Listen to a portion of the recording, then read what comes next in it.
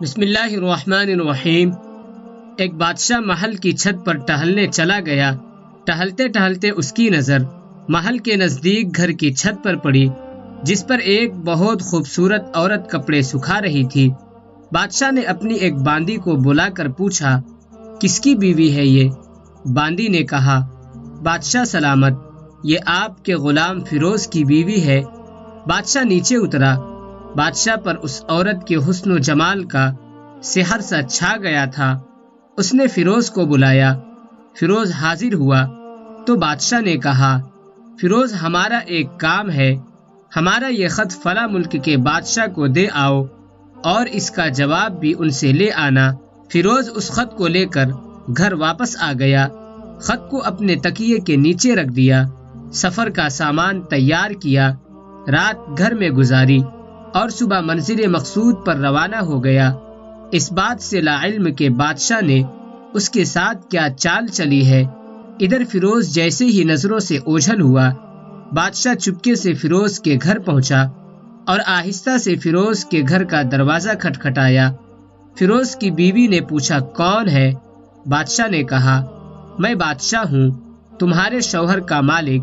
اس نے دروازہ کھولا۔ بادشاہ اندر آ کر بیٹھ گیا۔ فیروز کی بیوی نے حیران ہو کر کہا، آج بادشاہ سلامت یہاں ہمارے غریب خانے میں؟ بادشاہ نے کہا، میں یہاں مہمان بن کر آیا ہوں۔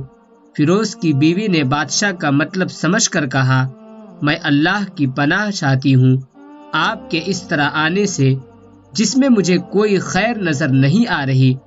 بادشاہ نے غصے میں کہا، اے لڑکی، کیا کہہ رہی ہو تم؟ شاید تم نے مجھے پہچانا نہیں، میں بادشاہ ہوں، تمہارے شوہر کا مالک۔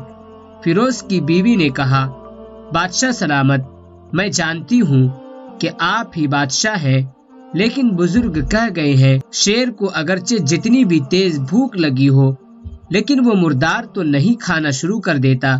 اور کہا، بادشاہ سلامت، تم اس کٹورے میں پانی پینے آ گئے ہو جس میں تمہارے کتے نے پانی پیا ہے۔ بادشاہ اس عورت کی باتوں سے بڑا شرمسار ہوا اور اس کو چھوڑ کر واپس چلا گیا، لیکن اپنے چپل وہیں پر بھول گیا۔ یہ سب تو بادشاہ کی طرف سے ہوا۔ اب فیروز کو آدھے راستے میں یاد آیا کہ جو خط بادشاہ نے اسے دیا تھا وہ تو گھر پر ہی چھوڑ آیا ہے۔ اس نے گھوڑے کو تیزی سے واپس موڑا اور اپنے گھر کی طرف لپکا۔ فیروز نے اپنے گھر پہنچا تو تکیے کے نیچے سے خط نکالتے وقت اس کی نظر پلنگ کے نیچے پڑے بادشاہ کے نعال یعنی چپل پر پڑی، جو وہ جلدی میں بھول گیا تھا۔ فیروز کا سر چکرا کر رہ گیا اور وہ سمجھ گیا کہ بادشاہ نے اس کو سفر پر صرف اس لیے بھیجا تاکہ وہ اپنا مطلب پورا کر سکے۔ فیروز کسی کو کچھ بتائے بغیر چپ چاپ گھر سے نکلا۔ خط لے کر وہ چل پڑا اور کام ختم کرنے کے بعد بادشاہ کے پاس واپس آیا تو بادشاہ نے انعام کے طور پر اسے 100 دینار دیے۔ فیروز دینار لے کر بازار گیا اور عورتوں کے استعمال کے قیمتی کپڑے اور کچھ تحائف بھی خریدے۔ گھر پہنچ کر بیوی کو سلام کیا اور کہا، چلو تمہارے میکے چلتے ہیں۔ بیوی نے پوچھا، یہ کیا ہے؟ کہا، بادشاہ نے انعام دیا ہے اور میں چاہتا ہوں کہ یہ پہن کر اپنے گھر والوں کو بھی دکھاؤ۔ بیوی، جیسے آپ چاہیں۔ بیوی تیار ہوئی اور اپنے والدین کے گھر اپنے شوہر کے ساتھ روانہ ہوئی۔ داماد اور بیٹی اور ان کے لائے ہوئے تحائف کو دیکھ کر وہ لوگ بہت خوش ہوئے۔ فیروز بیوی کو چھوڑ کر واپس آ گیا اور 1 مہینہ گزرنے کے باوجود نہ بیوی کا پوچھا اور نہ اس کو واپس بلایا۔ پھر کچھ دن بعد اس کے سالے اس سے ملنے آئے اور اس سے پوچھا، فیروز، آپ ہمیں ہماری بہن سے غصے اور ناراضگی کی وجہ بتائیں یا پھر ہم آپ کو قاضی کے سامنے پیش کریں گے۔ تو اس نے کہا، اگر تم چاہو تو کر لو، لیکن میرے ذمے اس کا ایسا کوئی حق باقی نہیں جو میں نے ادا نہ کیا ہو۔ وہ لوگ اپنا کیس قاضی کے پاس لے گئے تو قاضی نے فیروز کو بلایا۔ قاضی اس وقت بادشاہ کے پاس بیٹھا ہوا تھا۔ لڑکی کے بھائیوں نے کہا، اللہ بادشاہ سلامت اور قاضی القضاء کو قائم و دائم رکھے۔ قاضی صاحب، ہم نے ایک سرسبز باغ، درخت پھلوں سے بھرے ہوئے اور ساتھ میں میٹھے پانی کا کنواں اس شخص کے حوالے میں دیا تو اس شخص نے ہمارا باغ اجاڑ دیا، سارے پھل کھا لیے، درخت کاٹ لیے اور کنویں کو خراب کر کے بند کر دیا۔ قاضی فیروز کی طرف متوجہ ہو کر پوچھا، ہاں تو لڑکے، تم کیا کہتے ہو اس بارے میں؟ فیروز نے کہا، قاضی صاحب، جو باغ مجھے دیا گیا تھا وہ اس سے بہتر حالت میں نے انہیں واپس کیا ہے۔ قاضی نے پوچھا، کیا اس نے باغ تمہارے حوالے ویسی ہی حالت واپس کیا ہے جیسے پہلے تھا؟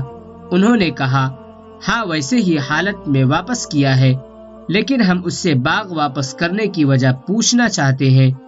قاضی، ہاں فیروز، تم کیا کہنا چاہتے ہو اس بارے میں؟ فیروز نے کہا، قاضی صاحب، میں نے باغ کسی بغض یا نفرت کی وجہ سے نہیں چھوڑا، بلکہ اس لیے چھوڑا کہ ایک دن میں باغ میں آیا تو اس میں نے شیر کے پنجوں کے نشان دیکھے تو مجھے خوف ہوا کہ شیر مجھے کھا جائے گا، اس لیے شیر کے اکرام کی وجہ سے میں نے باغ میں جانا بند کر دیا۔ بادشاہ جو ٹیک لگائے یہ سب کچھ سن رہا تھا اور اٹھ کر بیٹھ گیا اور کہا، فیروز، اپنے باغ کی طرف امن اور مطمئن ہو کر جاؤ، واللہ اس میں کوئی شک نہیں کہ شیر تمہارے باغ آیا تھا، لیکن وہ وہاں پر نہ تو کوئی اثر چھوڑ سکا، نہ کوئی پتا توڑ سکا اور نہ ہی کوئی پھل کھا سکا۔ وہ وہاں پر تھوڑی دیر رہا اور مایوس ہو کر لوٹ گیا، اور خدا کی قسم میں نے کبھی تمہارے جیسے باغ کے گرد لگے مضبوط دیواریں نہیں دیکھیں۔